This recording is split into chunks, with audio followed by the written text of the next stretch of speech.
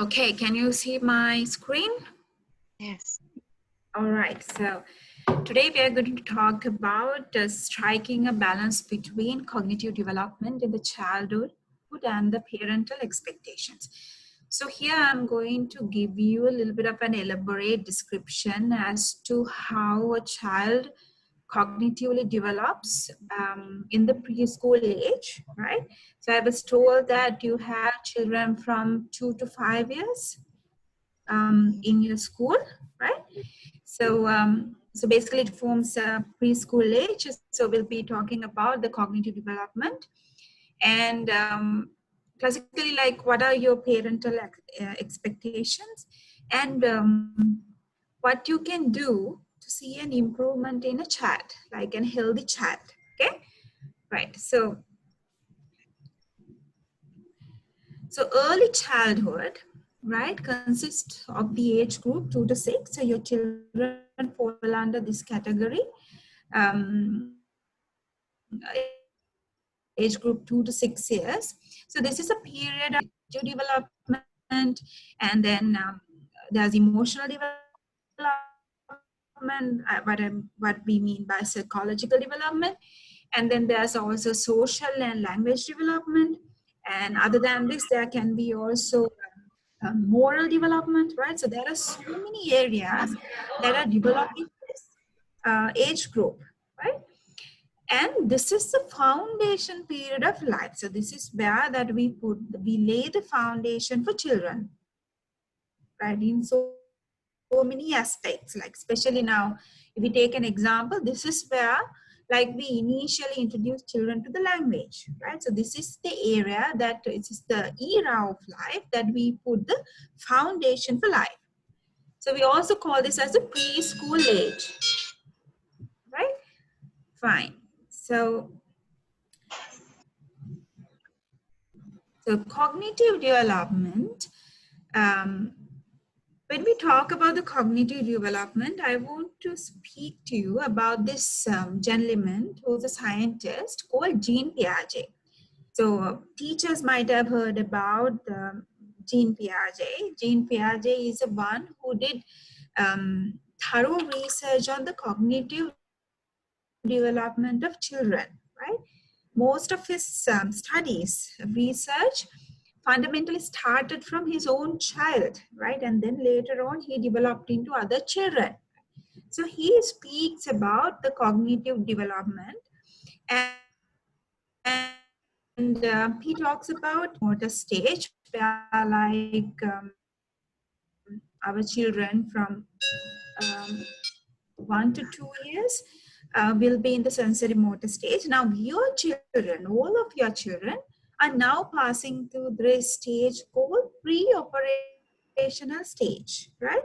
After this, they will be stepping into, say, when they're around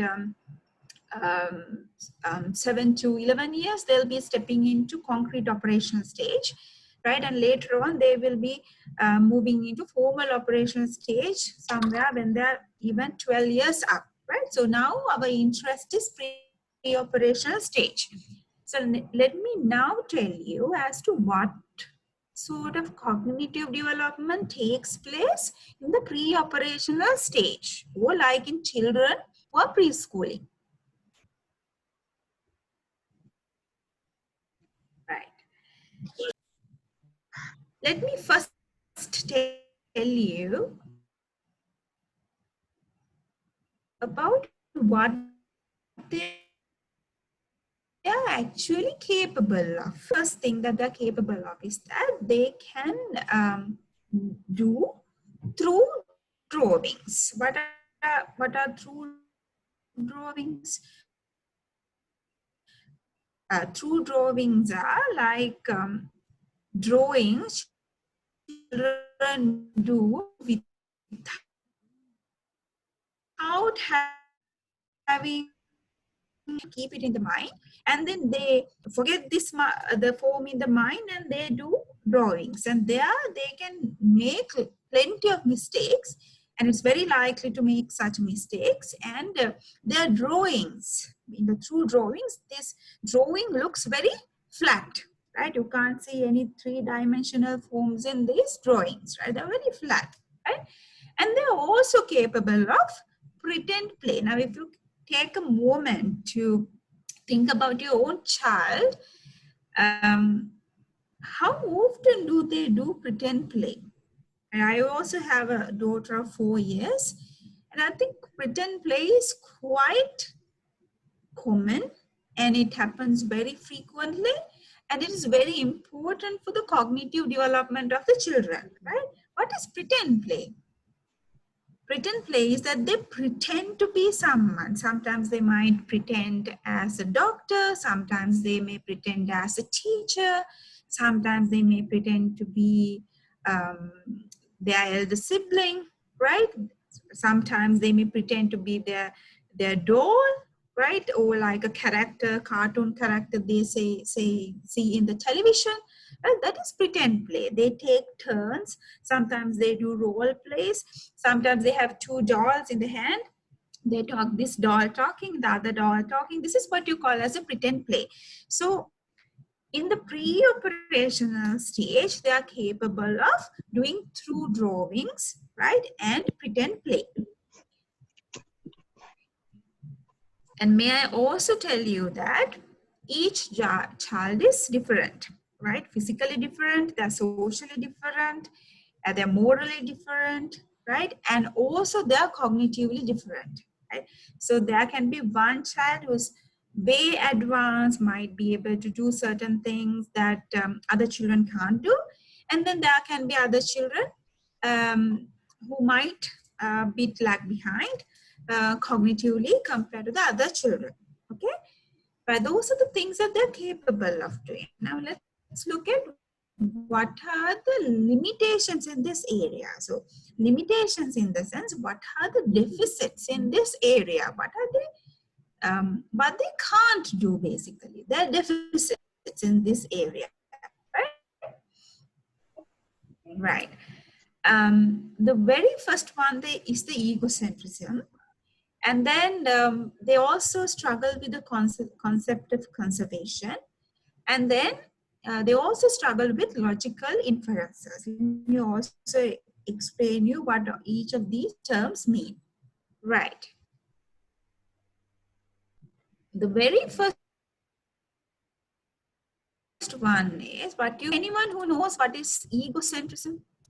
Is there anyone who knows what is egocentrism here?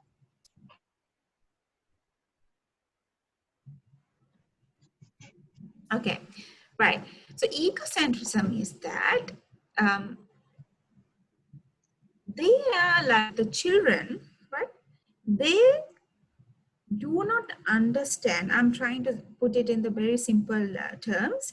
They do not understand the mental state of their own mental status, and they also don't understand the mental state of others, right? So there can be instances when you are working with your own child, right? So you might say that, don't you understand?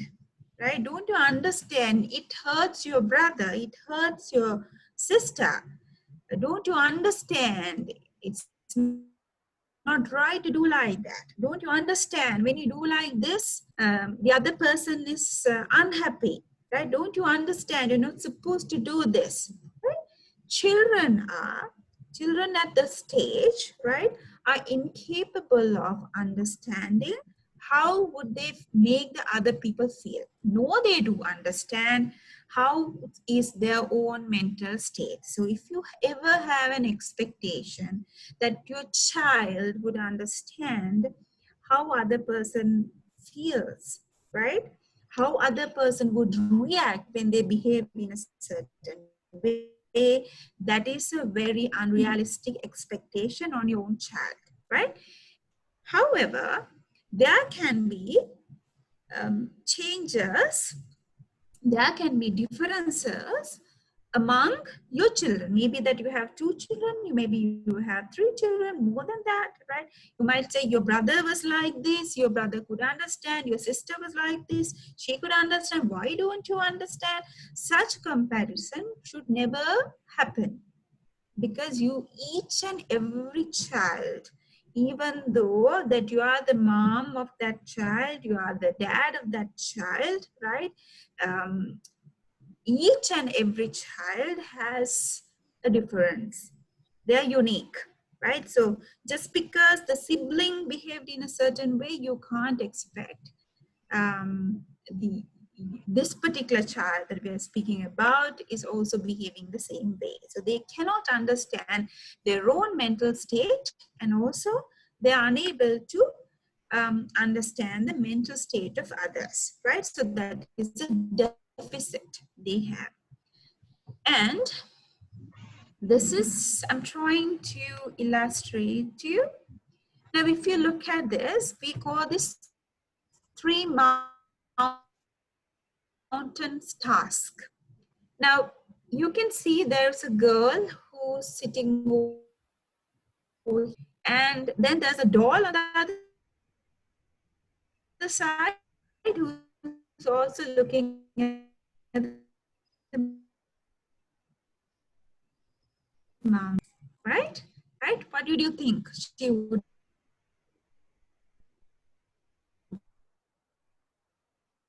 tell?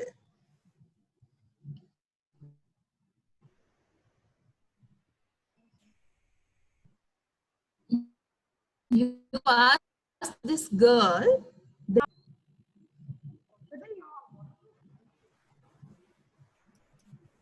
any answers?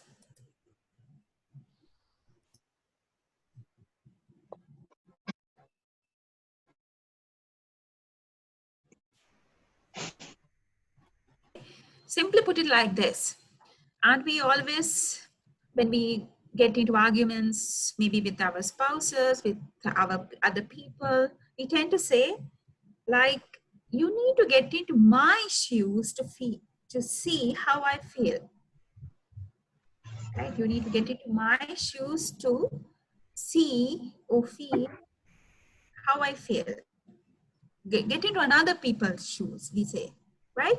You need to empathize, basically. You need to go into that person's place to understand how that person feels. A child is also quite incapable of doing that. A child is not able to do that, basically. So if you ask a child how would the doll sees the mountains, she would always tell you how she sees the mountains. There's a small one, and there's a little bit of smaller one, and there's a big one. That's what the child would say. Rather, she should be telling you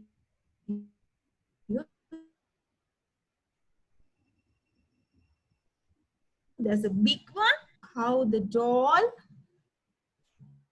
sees a mountain. So that is an example to show you that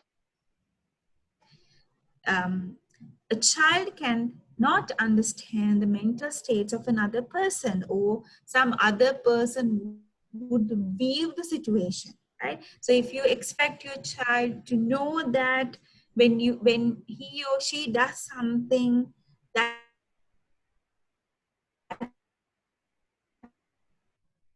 would make you that, right? Because they have this deficit of egocentrism, all right? Okay, moving into the next limitation in this pre-operational stage or the preschool stage, right?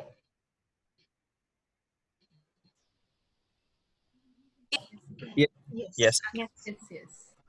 Right. Um,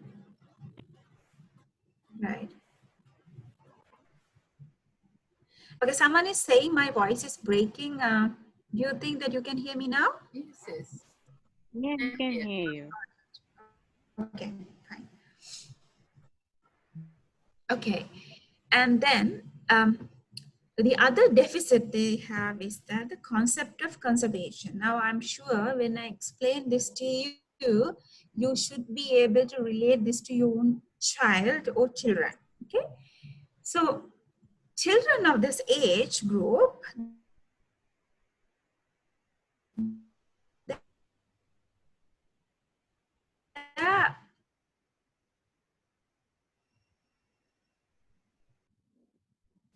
incapable of understanding that something stays same in others, right? You might not understand this at this point, but let me go, going to understand this. Okay, so number show your child a, and if you ask your child whether more numbers, right, what would be the answer? In Same. quantity A or B? Same quantity. That's you are telling it's the same quantity. If you ask the child to have at once, right, without them counting this, you ask them whether A or B has more numbers. They will definitely My be. experience is that they would say, without counting, of course, they would say B has more numbers because it is spatially more dispersed, Yeah. right? Okay. And then, and I'm sure, can you see this? Okay, okay. So if you ask about the length, right? If you ask your child about the length, which one is longer? The tendency, your child would say A is longer than B, right? If you ask about the mass from the child, right? What would he or she says? If you ask whether, now you have like two balls of clay, right? And one is going to stay as a ball, and the other one, you are make it little bit of elongated shape, right? And if you ask your child whether these two have equal amounts of clay, provided that you use equal amounts of clay here at the first instance, the tendency that your child would say these two have different quantities of clay, right? And this is a very fine example. Conservation of displaced liquid, right? Now say that you have beaker A and B, and then you are going to transfer now these have equal amount of water, and from the B to C that you are going to transfer the fluid. And at a glance that you see that C is taller than A. If you ask your child which one has more water, even though that she or he sees that you transfer this amount of water into this vessel, right? They did see that, right? You did it in their presence. Still, they would say she has more water, right? So in the preschool age, in the pre-operational stage, children have difficulties in understanding that something stays the same in quantity, even though it is appearance change, right? So what if that you expect your child, right, to understand these abstract concepts? They are cognitively not developed to understand that the conservation happens, right? So when they move from this stage to the next stage, right, the concrete operational stage, they are rather capable of doing that, right? So this stage, it is a deficit. So if you expect your child to be conversant in the conservation at this age, right, in the preschool age, you are going to get disappointed. However, there can be children who are cognitively more advanced and who are able to understand these concepts, right? So I want to mention it under each and every concept, right? You might have a child who's capable of understanding these concepts, right? But the majority of children from this age group are not capable of understanding. And the next one is what you call as a logical inferences, right? Simply as it, they have absence of logical thinking, right? So there can be instances that you want to understand, you want your child to understand logical concepts, right? If the mother doesn't go to work, that we don't have money, right? Right? So we try to say it in the simple terms sometimes. If I don't go to work, we don't have money, so we won't be able to buy milk for you. So we try to put it in very simple terms sometimes, right? Still, the simple logic, your child might not be able to understand. Your child might able to think he saw her friends. Mother is staying at home. They can still afford milk.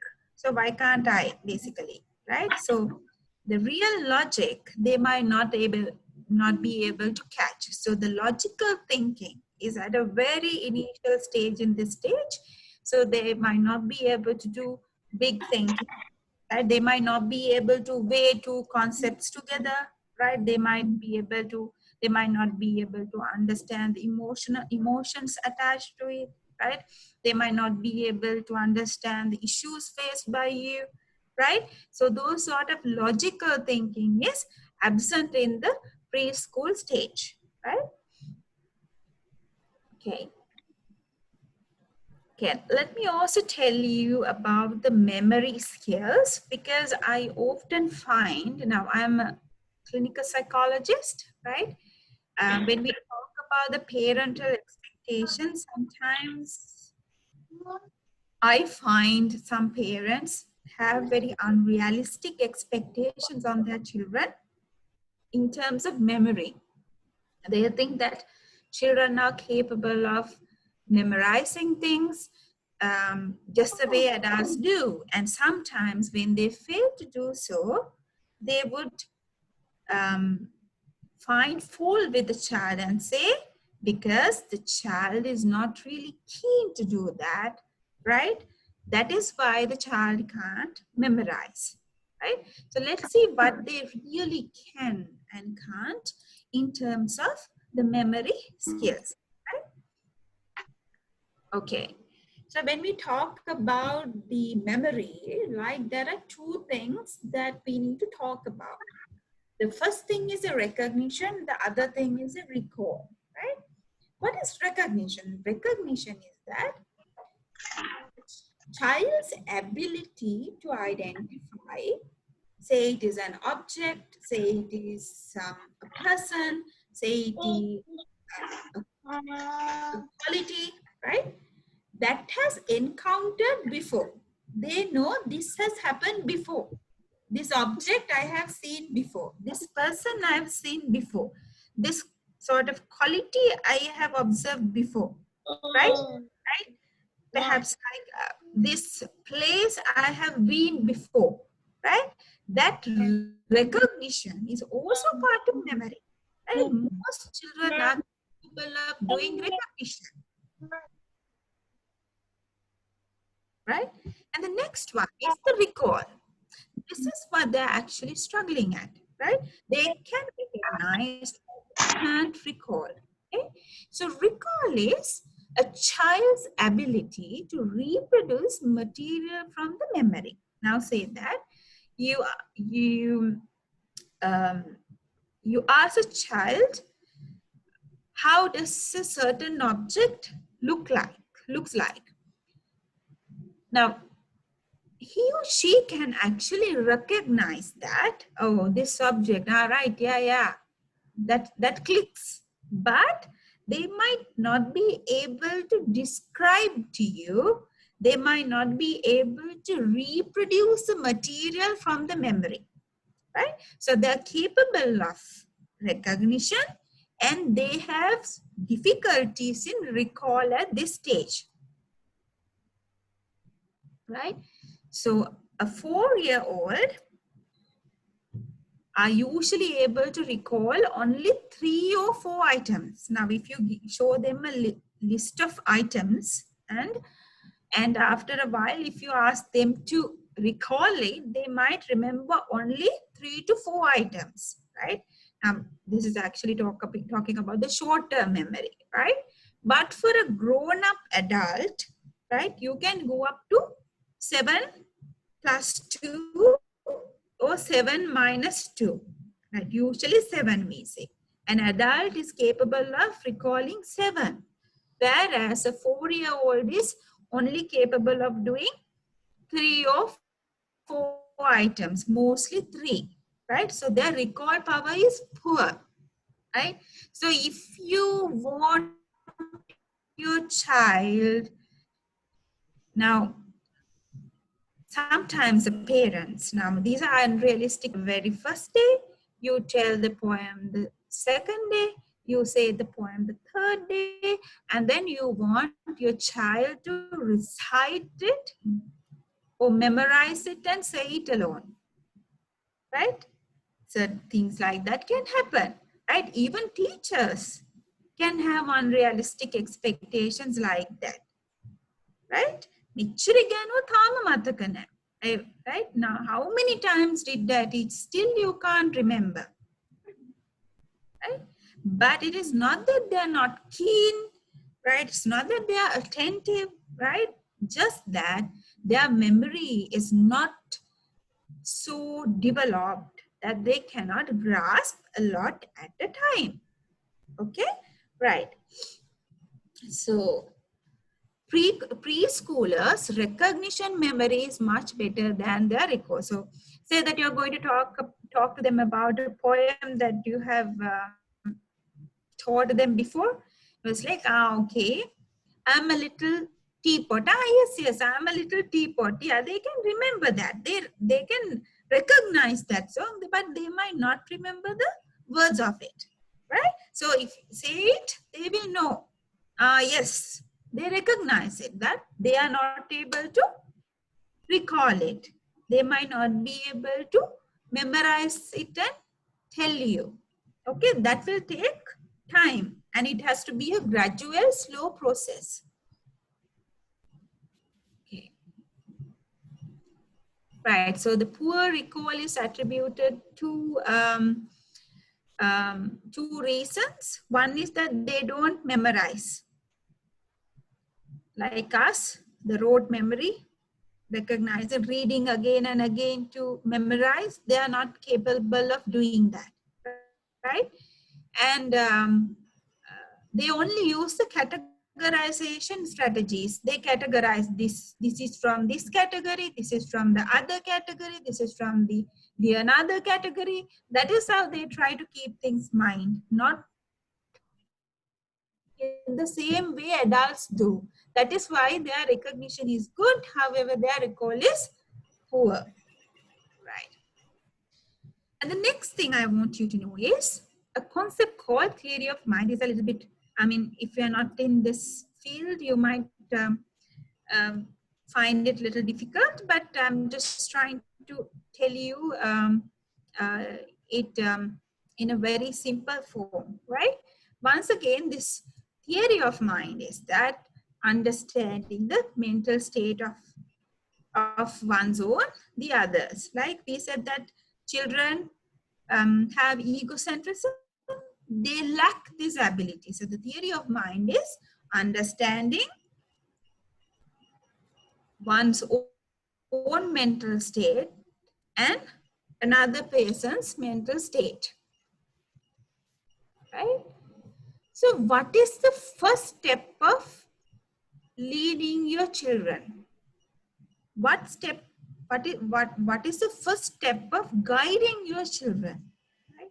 Scaffolding. We call it scaffolding, right? This is a ladder-like process. You have to do it slowly, gradually, and step-like. Scaffolding, right? Adult should support, right, young children to begin to participate in family activities, right? Gradually decreasing the amount of scaffolding they provide, parents can enable children to act independently. So first what you have to do is, now you actually think children learn more at school, right? Children learn more by attending classes. But however, at this stage, the pre-operational stage, the preschool age, right? You can teach them anywhere. You can teach them anytime, right? Right? The very first way of doing that is scaffolding. The parents are the best teachers. They are spending most of the time with you, right? So it's not necessary for them to be sent into a preschool. It's not necessary for you to send them to different various classes, but rather get them to participate in family activities. Small, little things, right? You divide a certain task into small steps, right? And give a minor step for your child to do, right? And scaffold your child and give support to your child, teach your child and train your child to do the minor step. Once they master that particular step, teach them, scaffold them to go to the next step, right?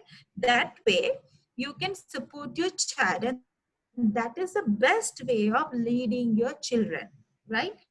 And when the child master a certain task, you can gradually withdraw the support that you give to the child, and thereby the child will be able to carry out the act independently.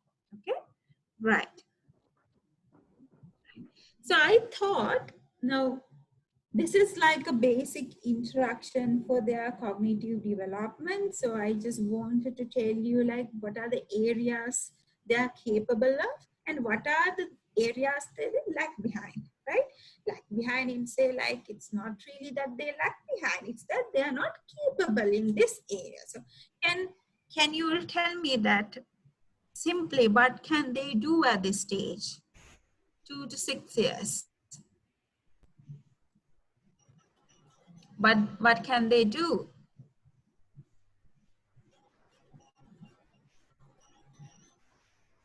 Things that they can do. If we try to recall what we spoke now,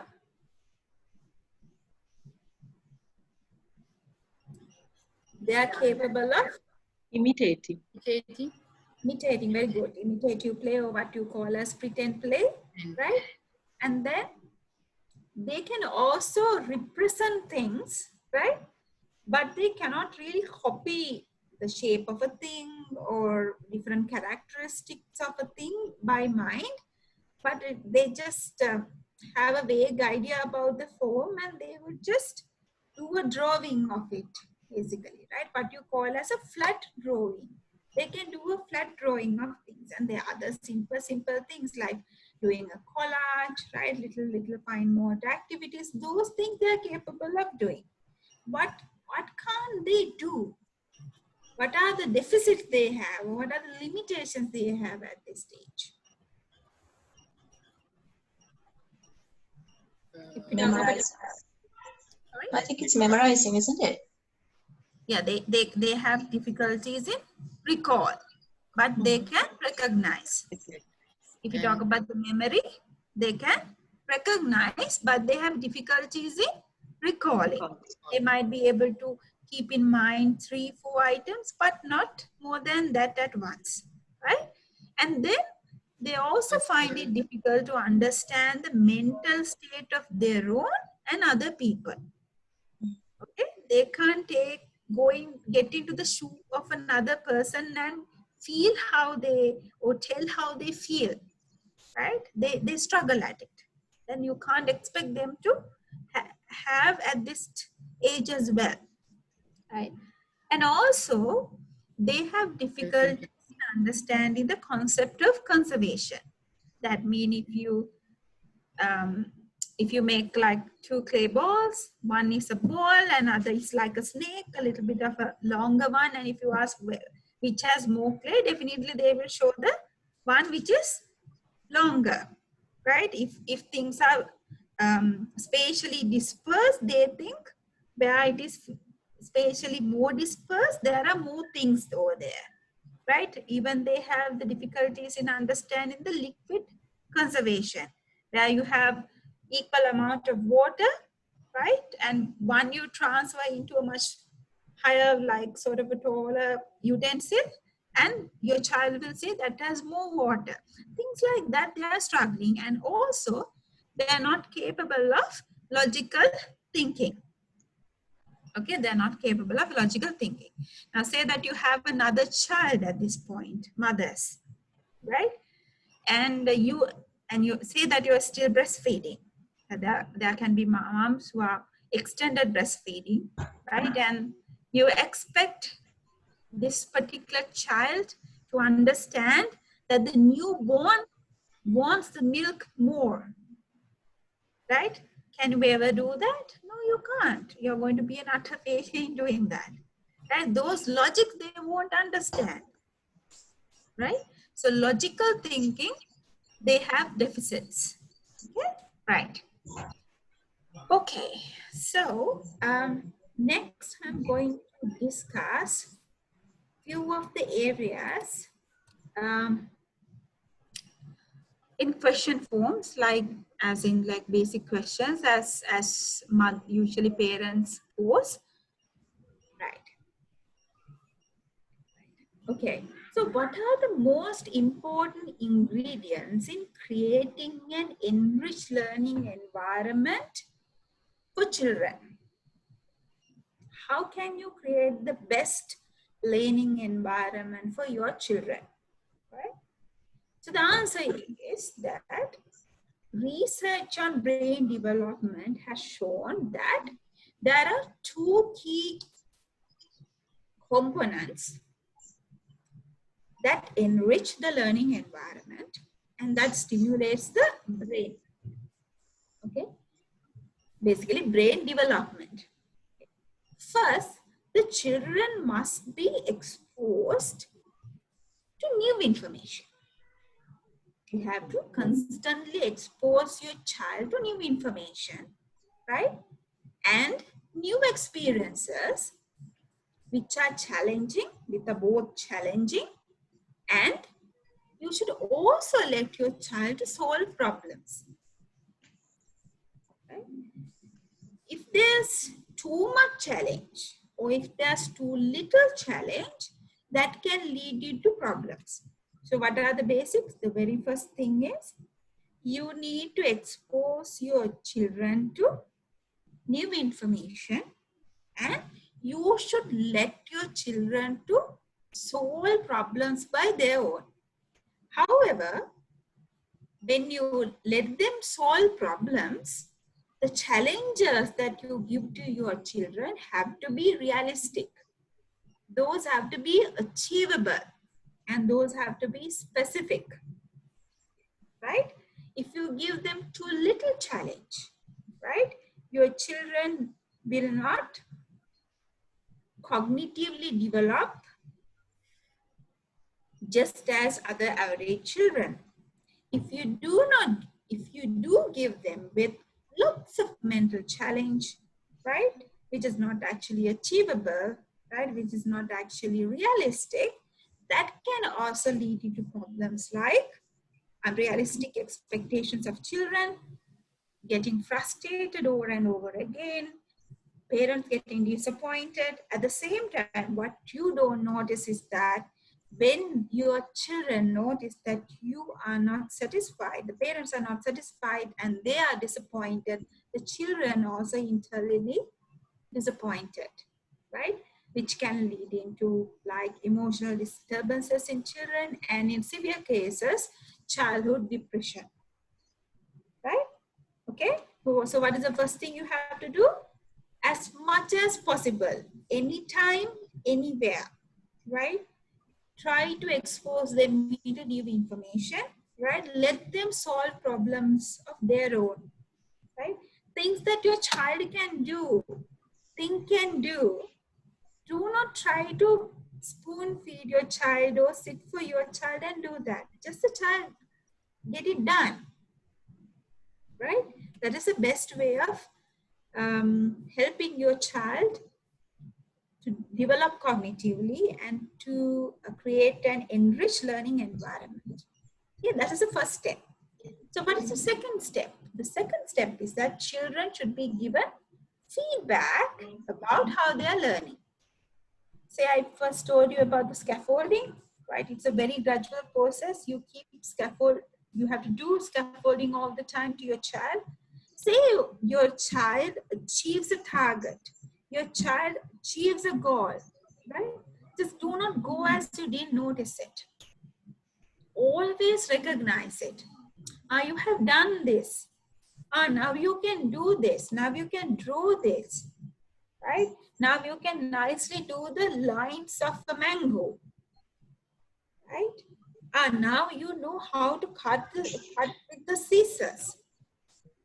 So each and every achievement of your child have to be recognized, and you should give them feedback. This is important for both parents and teachers. Give plenty of feedback to your children. When you give a negative feedback, don't really make it negative, right? You're done well, right? There's some more to improve. You make a Karala, you have not done this properly. You have not done this properly. You can't do this, right? Let me do it for you. You can't do it. That's not the right way of giving feedback. You've done it. Let's improve it. Let me see whether I can also help you to do it a little, so that the next time you know how to do it, right? Okay, so the feedback has to be very constructive when you give it to the child, right? Try to make it always positive. Even a negative feedback, when you give it to the child, you have to give it in a way that the child can actually digest. Okay? So the constructive feedback is usually very specific. You don't talk around the bush when you give a feedback. It is very specific, right?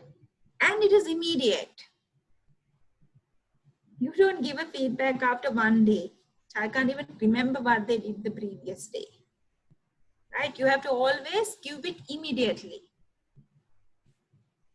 Feedback has to be immediate, okay? What you did in the morning was not what you did in the morning. You can do it that way also. No. Children have already forgotten what they have done and dusted, right? You do it right at that time, okay? When a child is really incapable of doing something, try to give them a solution where they can also take a petit role in that particular solution, right? So negative feedback that involves rejection, that involves criticisms, that involves ridicule can cause children to give up trying new things. If you, the most common type is like parents hardly reject children. There can be extreme pathological ill cases like that who would reject children based on the academic achievements of children, right? But there can be plenty of criticism that you're passing towards your child that you might not be aware, right? And the ridicule sometimes. Ayo, your brother wasn't like this, or ayo, your sister wasn't like that. She could nicely do it. Like, or the next day boy is doing it nicely. The other one has done this, no, you have not done it still. Right? Look at the other person's work that one has nicely done is now nicely completed. Such a good boy. You're like with your child. If you do things like that, complimenting other children, right? While like passing criticism to your own child, that can actually affect your child, and they might be scared of trying new things. Right? They are scared of criticism, right? They can understand things like that. Okay. All right. In extreme cases, can a child overcome the effects of insufficient care or stimulation during the early years of life. Say like things didn't work right, and we couldn't actually provide the mental stimulation to our children just the way we wanted. Say that you had family issues at that time, you didn't have anyone to take care of your child properly, right? So you just had to put perhaps like low grade daycare where you had hardly any idea like what the child was doing, what the child was going through, right? So care was basically insufficient in the early years, right? Can you actually rectify that?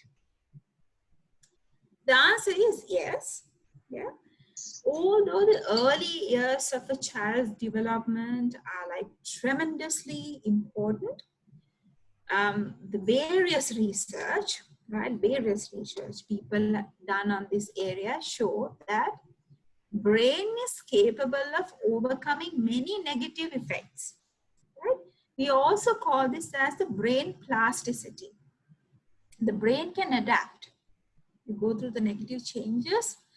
I mean, beyond a certain level, the brain also can't, but till such a limit, the brain can also adapt to changes, extreme conditions, right?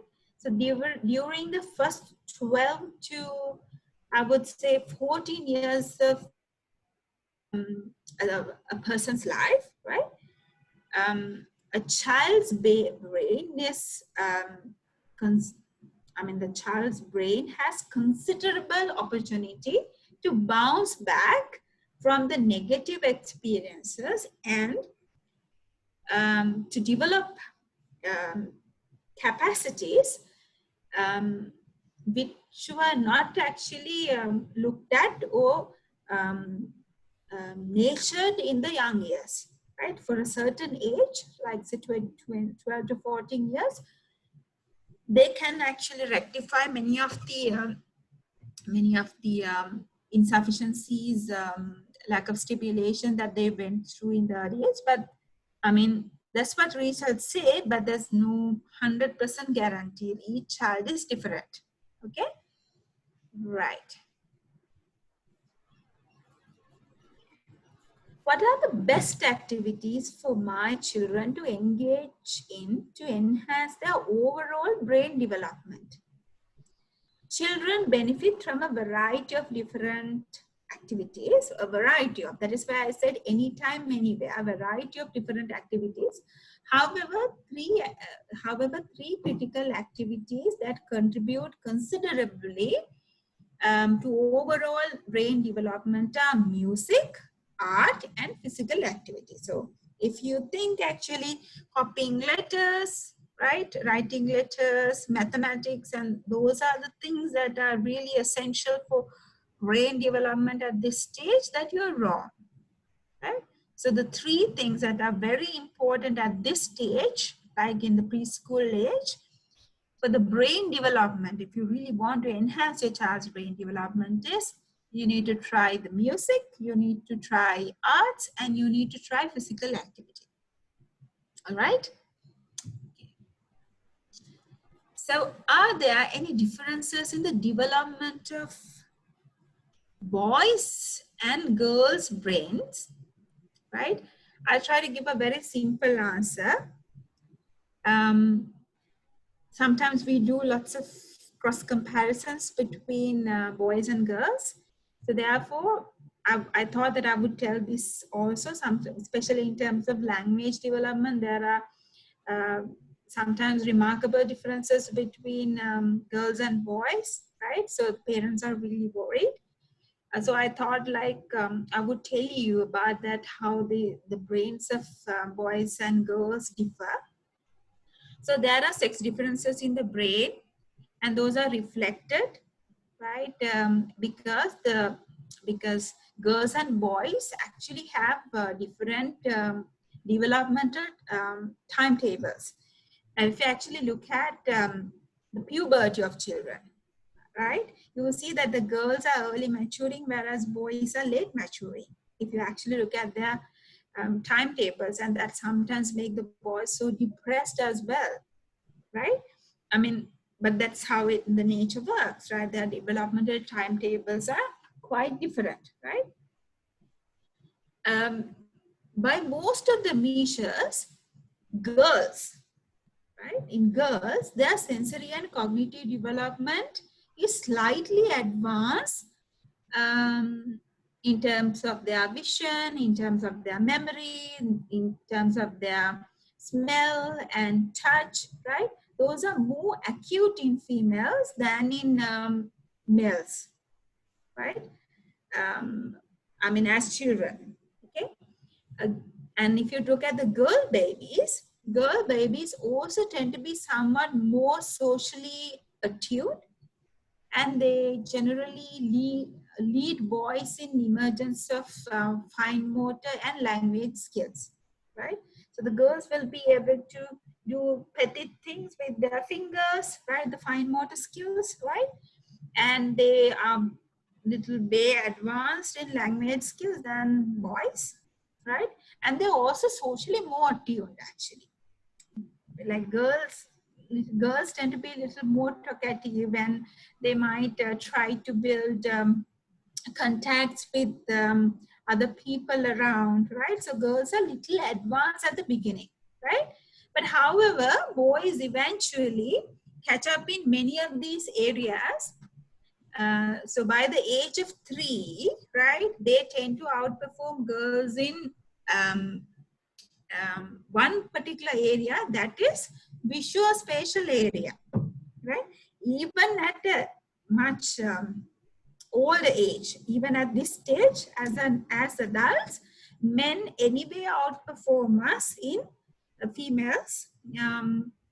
I just for a moment forgot that there are some fathers also joined here, right? So I thought it's only a female audience because the thumbnail pictures I see here are all females, right? So yeah, like actually even at this age as adults, right, men outperform females in their visual spatial integration, right? That is why that they can better park a car, they can do better reverse, basically, like, and that is why we struggle, and they are way advanced than us, right?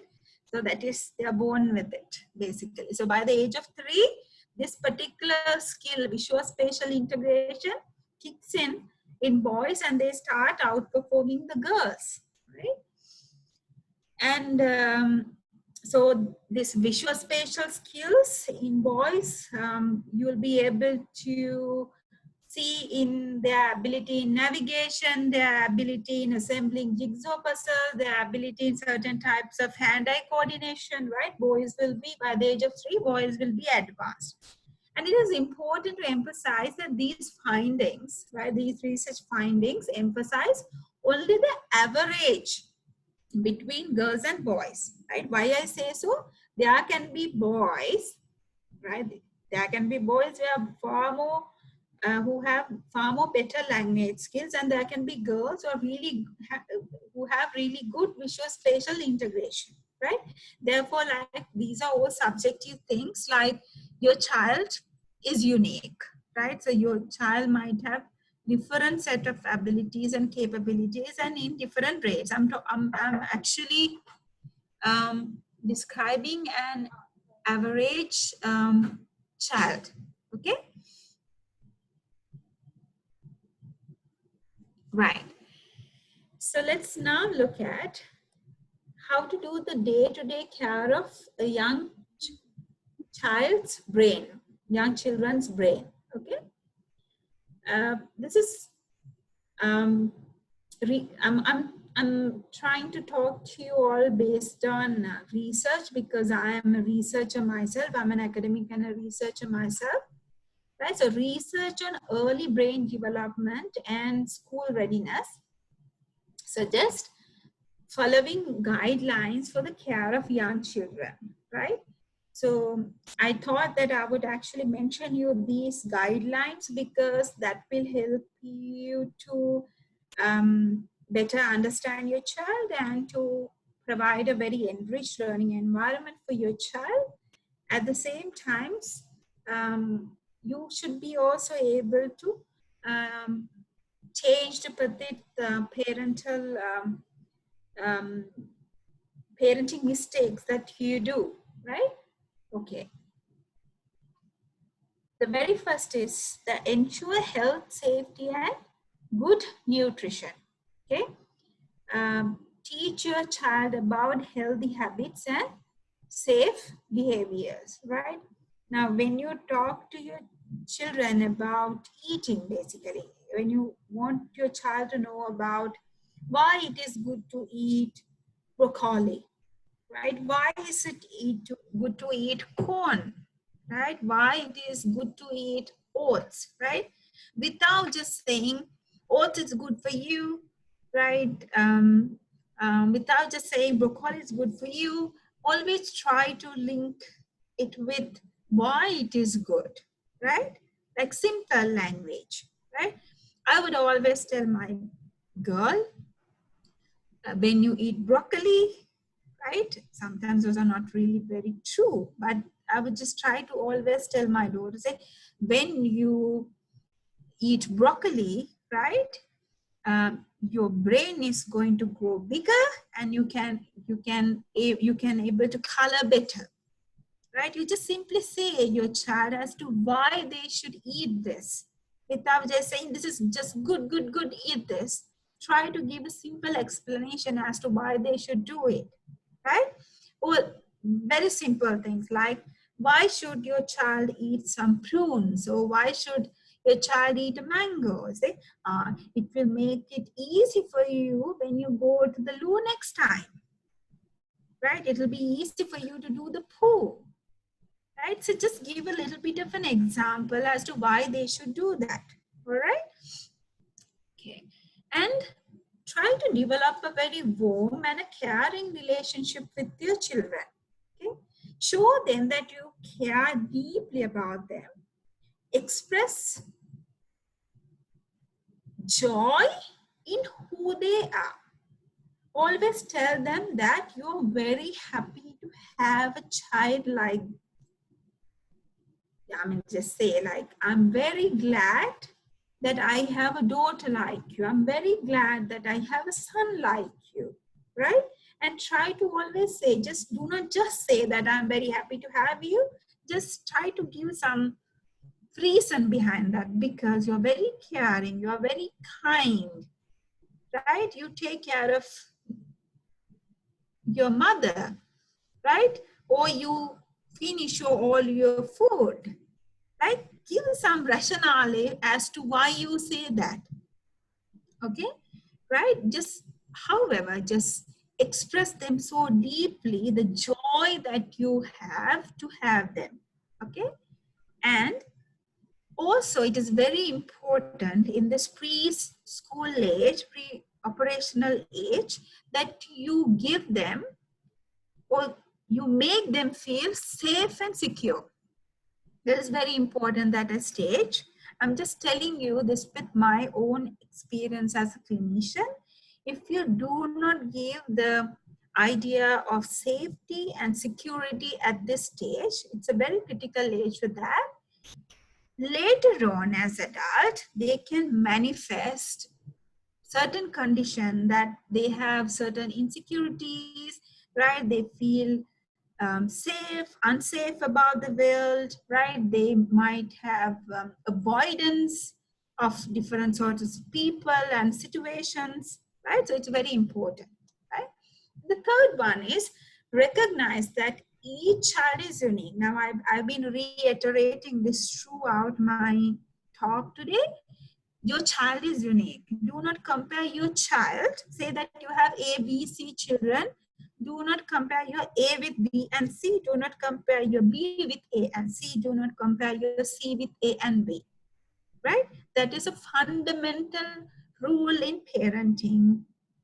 And it is also an advice I'm passing to the children, to the teachers. Do not compare the 10 different or 20 different children in your class. Right? That one can do this, but this one can't do, right? Do not go for those sort of comparison between children, because their development is different. right? Their temperaments are different, their personalities are different, they are unique. Okay, right. So, right, and also remember, children, each and every child develop at a different pace, right? Although there are like average time limits we have given, the pace is different in each and every child, right? At the same time, have positive expectations about the children and trust your children that they can do and hold into the belief that they will succeed. Okay. And the next one is like talk, read, and sing to your children. Surround your children with language, right? Language is one sign of cognitive development as well, right? Just like language is a sign of cognitive development, right? By improving the language of your child, it's a two-way, bi-directional process. By improving the language of a child, you are able to improve the cognition of a child, right? So the both are bi-directional processes, right? So maintaining ongoing conversation with your children about what you are doing and what they are doing, right? Now, this is one of the mistakes the parents do nowadays. When we were children, we did not have this problem because our parents didn't have mobile phones. Our parents didn't have tabs, right? So they constantly spoke to us, right? They also didn't have any other thing to do, right? They might as well talk to us, right? So they would say like, I'm cooking this and this, I have to cut it to really into small pieces that you should be able to eat it now, you can easily chew it. So whatever they did, they used to speak to us, right? The cots were basically situated in the kitchen. So the parents cook and offer a piece of carrot or a piece of onion, and that's how I was brought up, right? So I used to speak faster. And now what we have is we are surrounded by lots of technology. Father is looking at the mobile phone, the mother is looking at the mobile phone, right?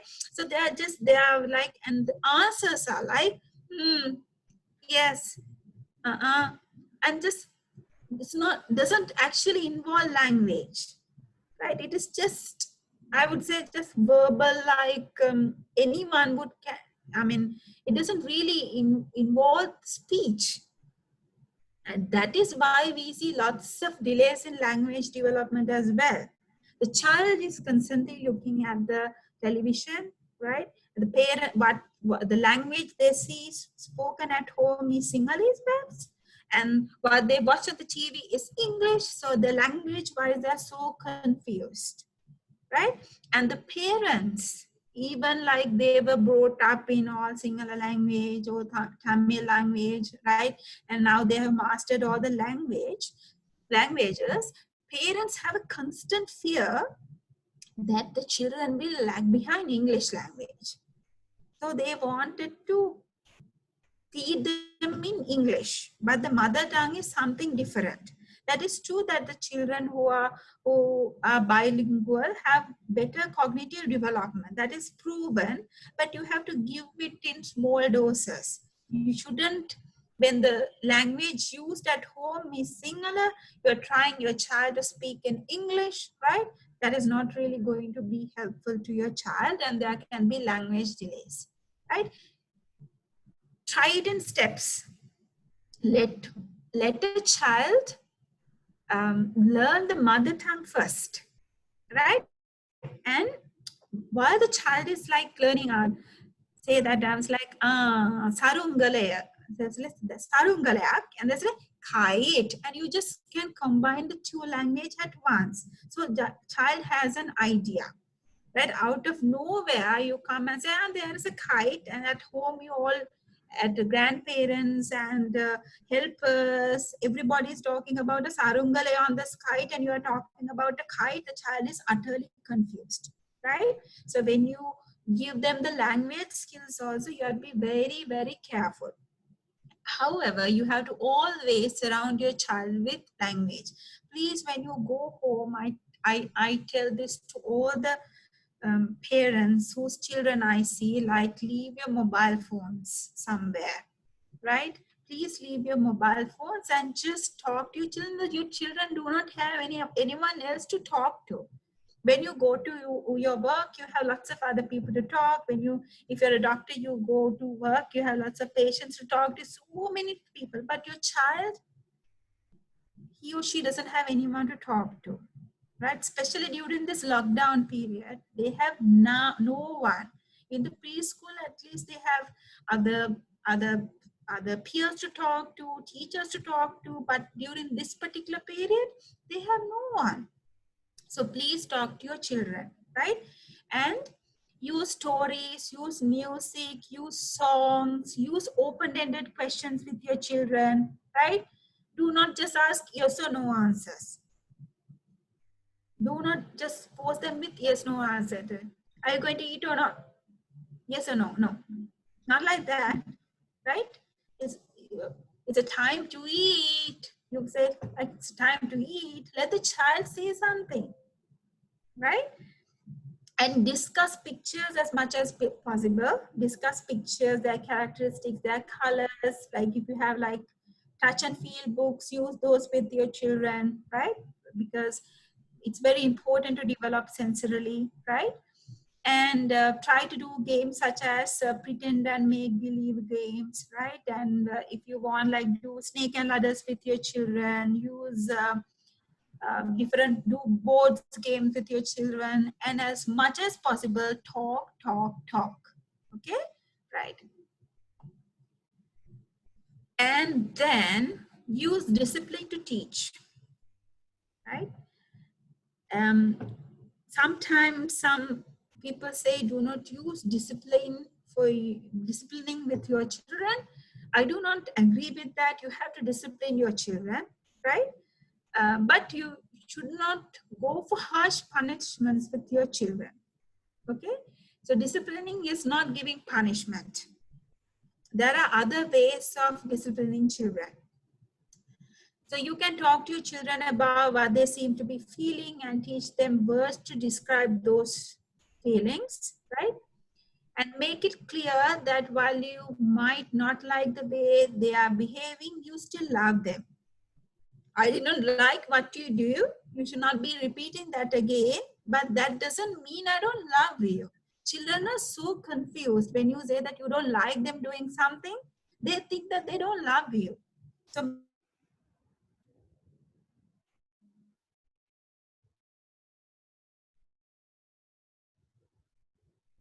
like the way they are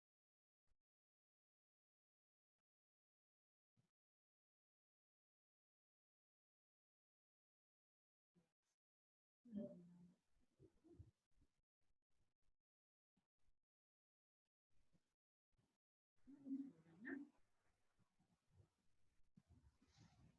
still love them. Okay, I think. Yeah. Can hear. Okay, but just trying to share the screen.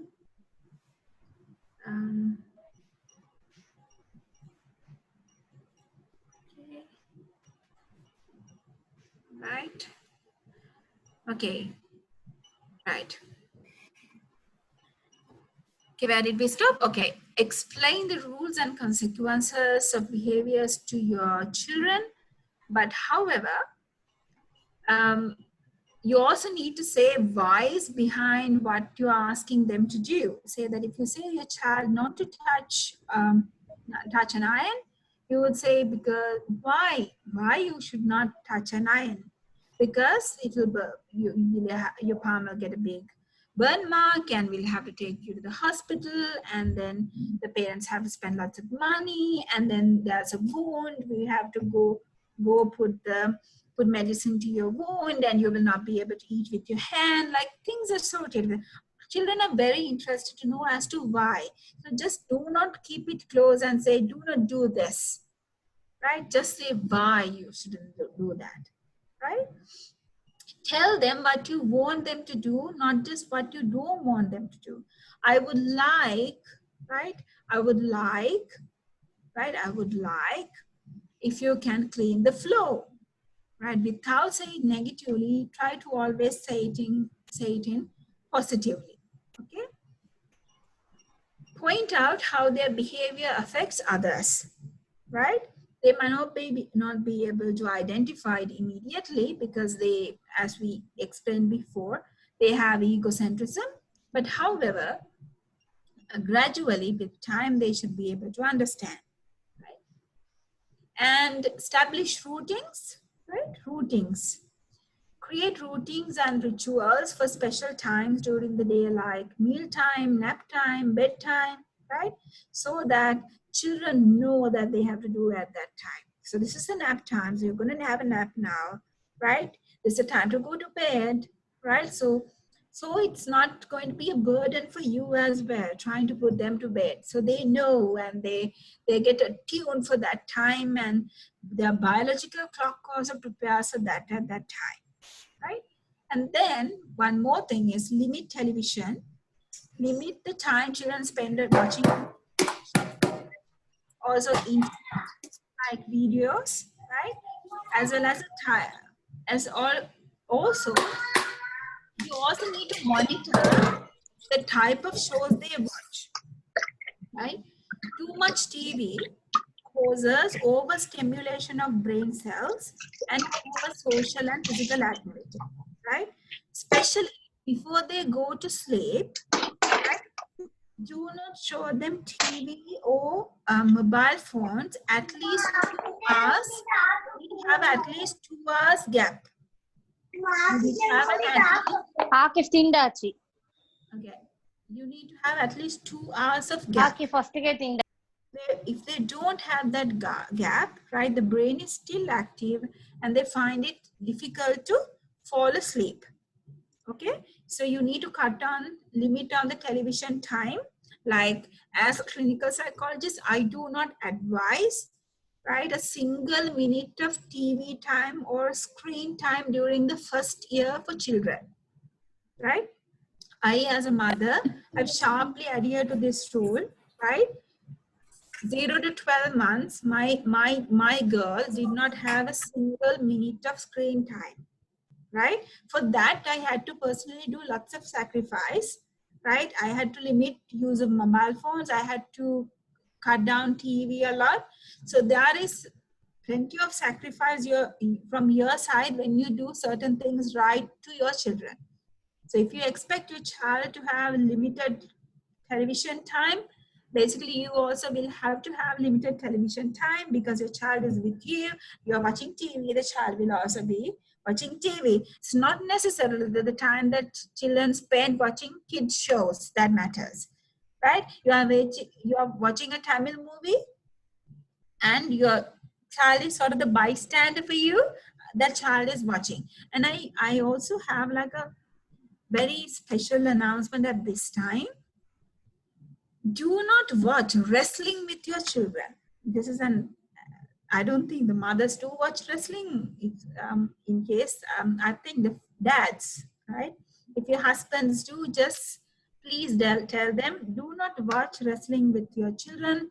Do not watch Tamil, Telugu movie shows with your children. If you actually look at Tamil, this Telugu sort of series, what you see is they will just take a knife out, just cut it and chop it and kill it, and that is what you see. From the beginning to end, that's what it shows, right? So that's not at all healthy for your children to watch. So this announcement goes very freely. Please, if you do that with your children, just stop it. Okay. Okay. Right. And be sure they watch that what you want them to learn. They watch what you want them to learn, because there's lots of imitative play at this time, right? So they might imitate what they watch. All right. And take care of yourself. I especially give this advice to mothers.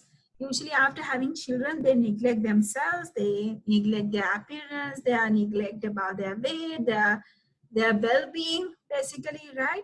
So your children need to see a happy parent, right? They need to see that you're enjoying your life, you're happy, right? You're a happy parent and a happy teacher, right? So therefore, be happy, like do things that makes you happy, right? Want a perfect mother or a father. Rather, he or she wants a happy mother or father. Always keep that in your mind. Okay? So you can best care for young children when you are cared for you as well. So learn to cope with your stressors so that you can help your child to learn too. If you do not want your child to become angry, do not get angry in front of them. I have parents who are coming to me who stomp their feet, they will smash things. When they are angry, you shout at the wife, shout at the husband, but they want to have like a kitty cat like child.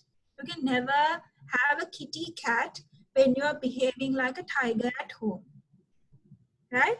If you want your child to be a kitty cat, you be a kitty cat first, right? If you are a tiger, you will have a tiger baby. You will not have a kitty cat, right? The children learn to express anger the way they observe from you. There's no other way to see, right? So they look at you and say, ah, this is the acceptable behavior when you're angry. You should smash things, you should bang your head, you should hit the other person, right? That is how you should behave when you're angry. That's the sort of behavior you give to your child. So they learn that and they imitate it. So you can't blame your children for getting angry, right? You can't blame your children for being very aggressive, right? They have learned it somewhere, right? Possibly, most probably, that is from you. All right? Okay. So your child's well-being depends on your health and your well-being. Therefore, it's very important that you take care of yourself, right? So, and my one last slide. Rather than perfecting your child, try to perfect your relationship with your child, right? Do not just try to perfect your child, just make your relationship with your child perfect so that you will have a perfect child, okay? So, thank you very much. If you have any questions, I would like try to take the questions very briefly. I'm already late for my patient appointment, so but still I'm happy to take few questions if you have any. And if you have more questions, I can share my email address with Fazra, so you can write me. So I should be able to help.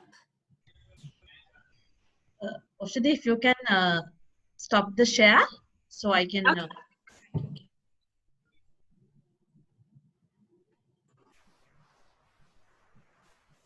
All right.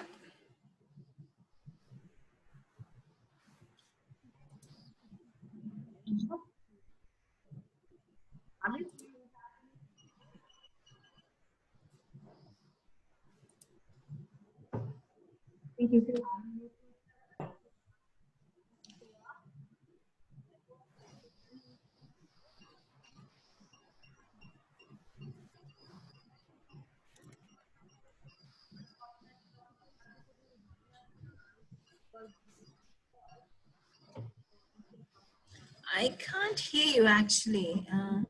Can you hear me? Yeah. Okay. So first of all, thank you so much. It's very important actually. And as we, especially me, we are thinking, okay, we are doing everything best, but still after your session, I think we need to improve. I need to improve, I think. Lots of things, that important things we got from you. One question from me, because I am having 2.5-year old, and of course he's resembling, it's really terrible too.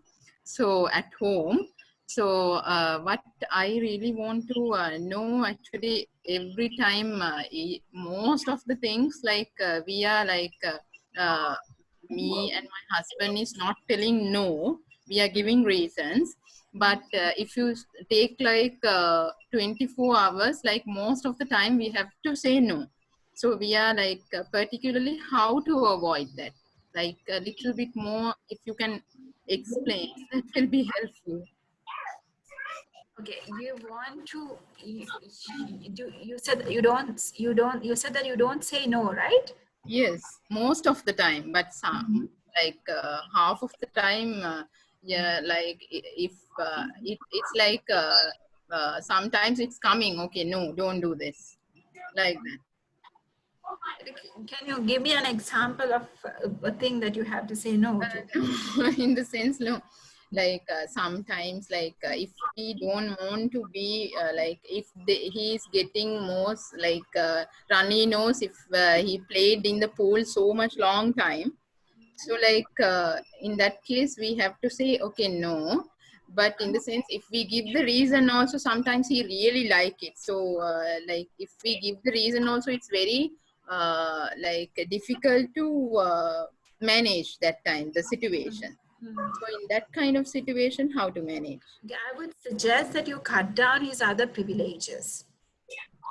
Say that in an instance, basically you're speaking about an instance that you find it difficult to manage the child. That child wants Yes, something and you want something yes, else, that you want that something else because it's not really good for him. But yes, is that and the child can't yes, make the child is not able to logically understand. How you yes, logically resonate with the child is that you say, if you are going to stay in the pool for long, yes, um, you cut down a privilege, like something that they have, right? It's not that you are going to deprive your child with safety, security, or food and health. No, not things like that. And any other thing that the child would really love to do, which is not essential, that will not be given to the child if the child is not adhering to your disciplinary rule, basically, right? So I would suggest you to cut down another privilege and try that for a few times, so that child can create an association that if I do this, I'm repeatedly going to miss doing something else which I really like. So you clearly communicated to your child saying that if you do like this, if, if you if you do that, if you do like this, I'm going to, or we are going to stop doing the other thing, right? And then the child would feel that repeatedly this is happening. So it's a slow and a steady thing that you can't have results at once, but it will take time. But you also have to kind of do it as a routine, right? So if you do like that, I think that you should be able to help yourselves. Cutting down a privilege. Any question?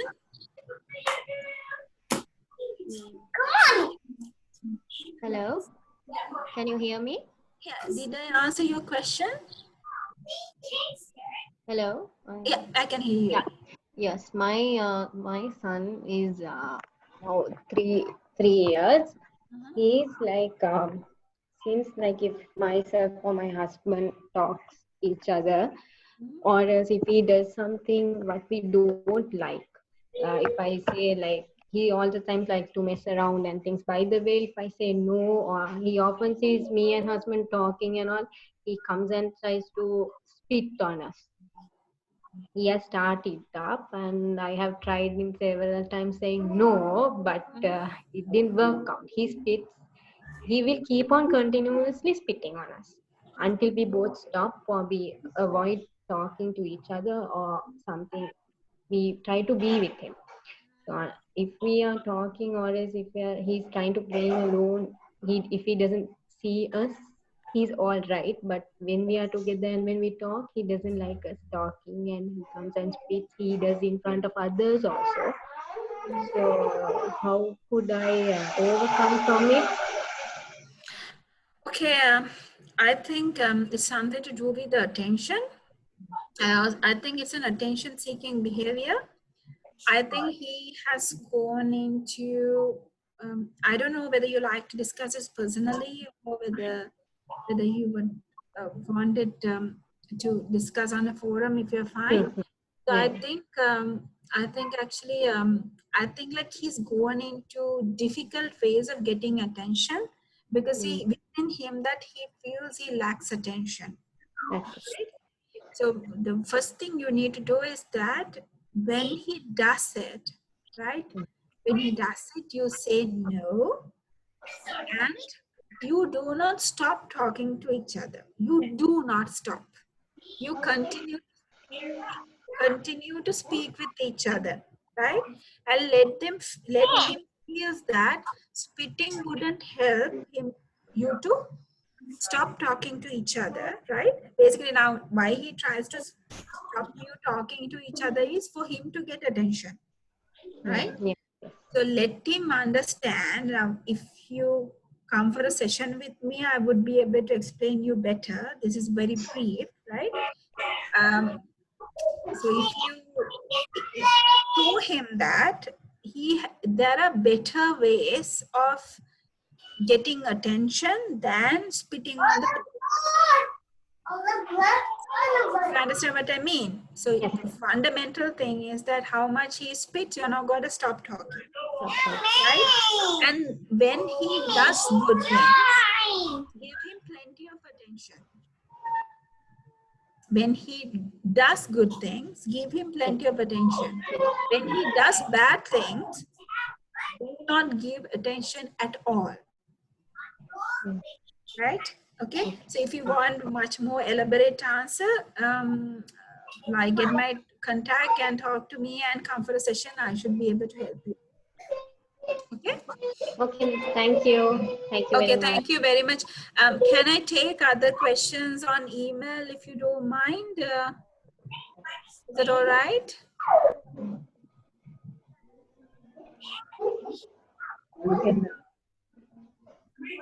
I should be able to take one more question if you want. I'll take one more question if you have.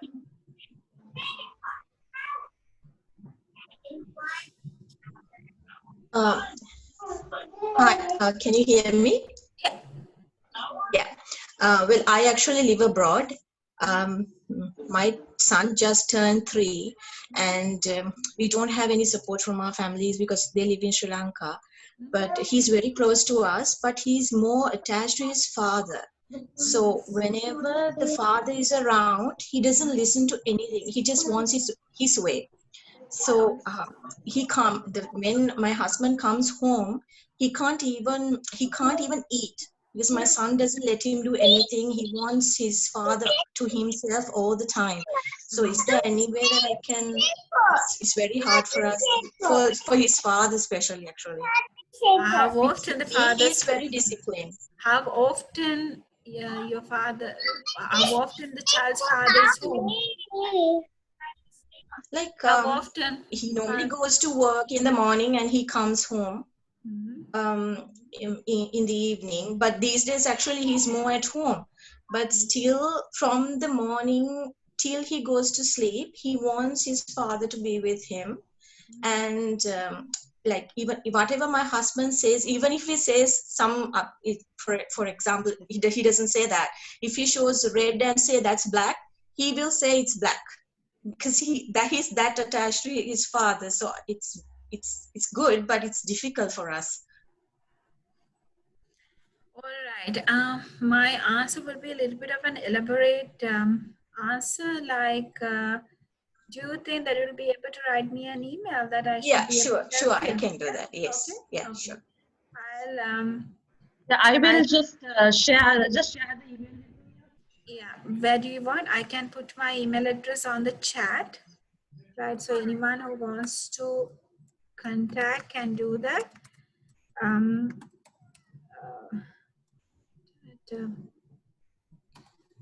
so if you want, you can have like an online session with me, or like if not, I can answer briefly on email, right? We Yeah, can do yeah, that. All that right. should be fine. Okay. Yes, thank you. Okay, thank you very much. I'm sorry that I'm making a quick leave. I do have some patients waiting for me, so please excuse me. I hope that we had a session. I think the school is hoping to have future sessions as well.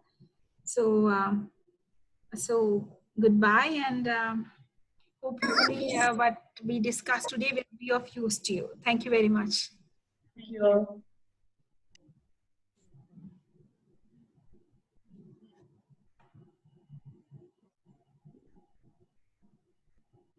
Miss, hope it was useful for you all. So if you wanted the email address, it will be shared by Miss Fazra. Miss Shazzy, send it on the group. Go ahead. See you all tomorrow with the online session.